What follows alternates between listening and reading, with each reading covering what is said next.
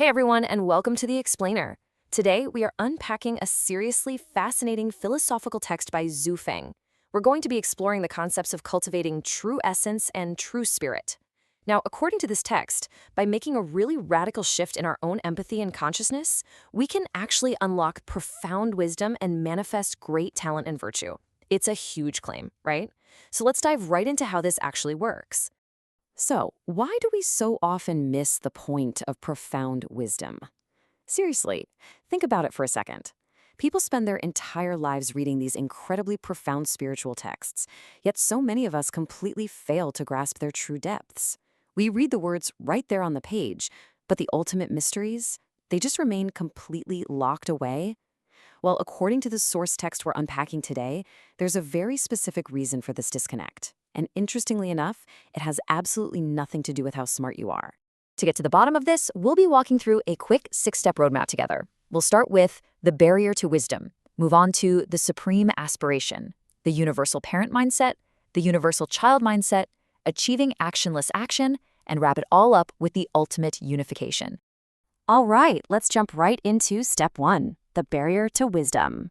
You know, Zhu Feng actually refers to the Diamond Sutra as the Himalayan mountain of wisdom. But the thing is, people will read it over and over again, and they just walk away with these really surface-level takeaways, like the idea that all conditioned phenomena are just a dream, an illusion, a bubble, or a shadow. And sure, while that's beautiful and poetic, focusing only on the literal words means we are completely missing the vast, profound depths hidden light beneath them. It's kind of like staring at the Himalayan mountain, but only seeing the rocks sitting at base camp.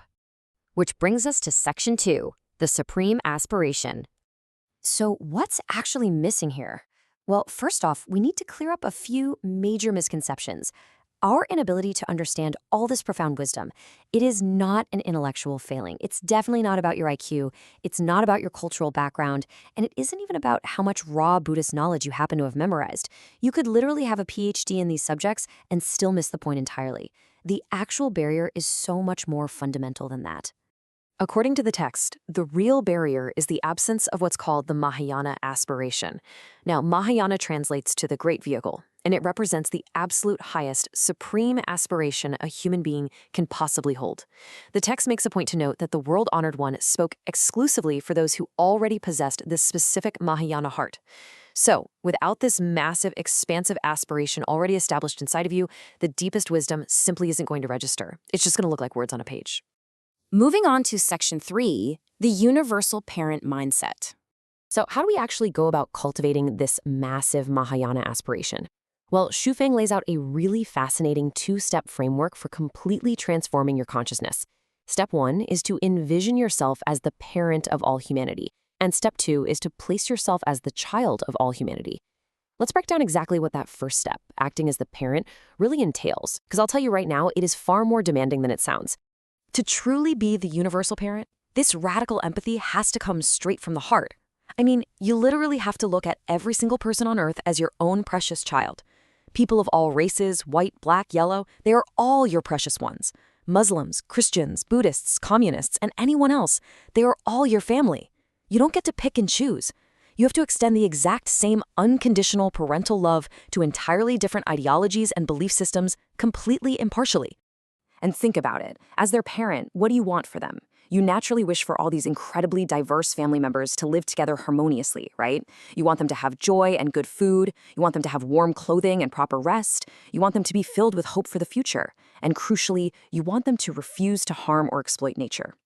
By adopting this universal parent mindset, your actions, your speech, and your entire view of human society are essentially recalibrated to ensure that all of humanity thrives. And when you do this, the text claims, true essence and spirit gather within you, which then manifests as great talent. That naturally leads us to section 4, the universal child mindset.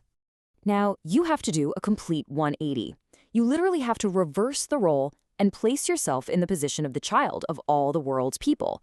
Suddenly, every nation on Earth becomes like a parent who nourishes you. You are deeply, fundamentally connected to all of them as kin, and because they're your parents, your duty is to honor them and share their burdens. You are no longer looking at the world wondering what you can take from it. You're exclusively considering how you can give back to the global family that sustains you. The text actually uses this beautifully grounding metaphor to explain it.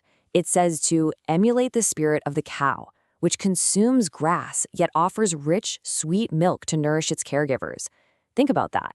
It takes only what is basic and abundant, just grass, but processes it internally to give back something incredibly nourishing and valuable.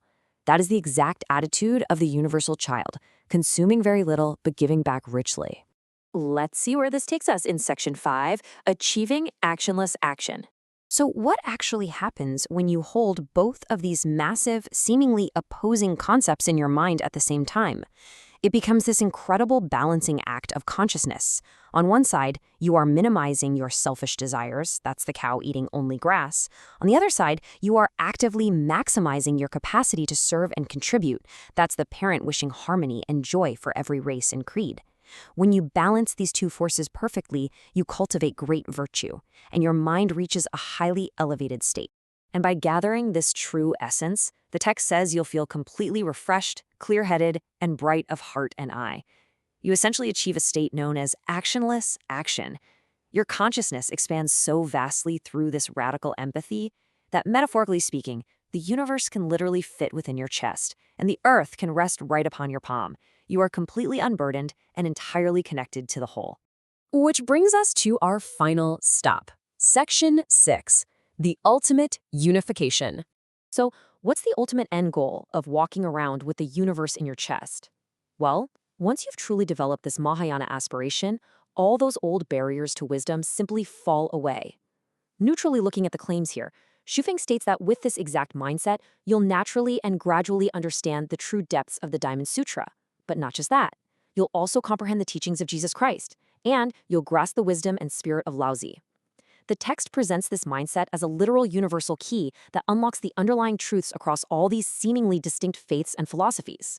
And this exact kind of universal comprehension is what explains the broader purpose behind the Lifechanyuan philosophy. Because this mindset reveals shared truths across all these different beliefs, Lifechanyuan actively advocates for unifying all faiths.